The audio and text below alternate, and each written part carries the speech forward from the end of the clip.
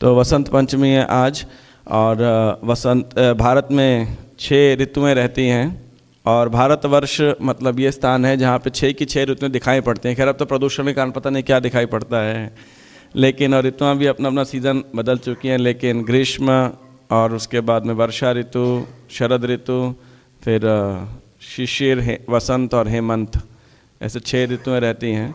तो ये वसंत ऋतु प्रारंभ हुई है और वसंत पंचमी आप देखेंगे आज बहुत शादियां होती हैं, सब शुभ कार्य, बहुत सारे लोग शुभ कार्य करते हैं।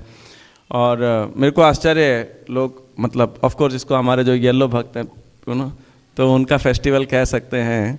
लेकिन आज प्रथा होती थी कि जो है खासकर स्त्रियां जो हैं पीले वस्त्र डाला करती हैं और पीले चावल, पीले पकवान इत्यादि जो हैं बनाते हैं। तभी भगवान को पीले पोशाक में और सभी येलो फ्लावर्स का उसका एक कारण है कि इस समय बहुत फूल इत्यादि खेतों में रहते हैं और ख़ासकर सरसों के जो खेत रहते हैं उसमें बहुत पुष्प निकले रहते हैं। तो उसी का एक फ़ोटो हमने लगाया, इधर आप देखेंगे सरसों के खेत का। तो ये कारण से वसंत पंचमी और किसानों के लिए मतलब पता नहीं क्यों वसंत पंचमी पे ये किसान आंदोलन चालू किया, लेकिन इन जनरल किसान जो हैं अपनी खेत के लिए जो है they look forward for this Vasant Panchami. और यहाँ से लेकर होली के समय तक विशेषकर, है ना, और उत्तर भारत में तो लोग बड़ा रिलीफ महसूस करते हैं क्योंकि अभी तक बहुत कड़ाके की ठंड होती है, लेकिन अब जो है मौसम बड़ा प्लेजेंट होने जा रहा है। अब देखिए लोगों के स्वेटर उतरने शुरू हो गए हैं, टोपियाँ निकलना शुरू हो गई है ना, जुराबें, इस प्रकार से। तो ना ज़्यादा गर्मी ना ज़्यादा ठंड, तो ये it's a very pleasant atmosphere basically.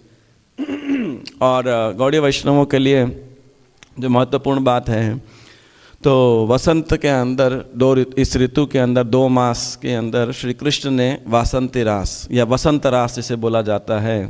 और ये भजन आपने सुना होगा, वृंदावन रम्य स्थान दिव्य चिंतामणि धाम रतन मंदिर मनोहर।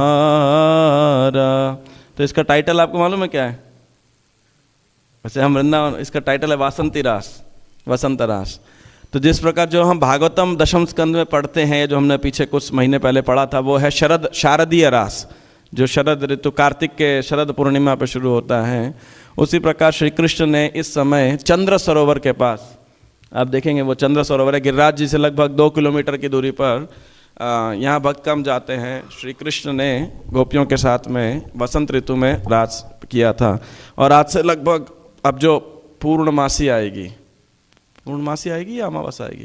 पूर्णमासी आएगी ना। अब तो जो पूर्णमासी आएगी, नरोत्तम दास ठाकुर का उस दिन आविर्भाव या तिरुभाव एक महोत्सव रहेगा। उस दिन श्री कृष्ण मधुर उत्सव भी है। तो जनरली उस पूर्णमासी को, जैसे हम शरद पूर्णिमा पे खीर रखते हैं ब्रज के अंदर, तो ब्रज में भी कई जगह, लेकिन खासकर बंगाल के अंदर उस दिन के रास को बहुत महत्वपूर्ण माना जाता है। तो श्री कृष्ण मधुर उत्सव से उस पूर्णमासी से लेके और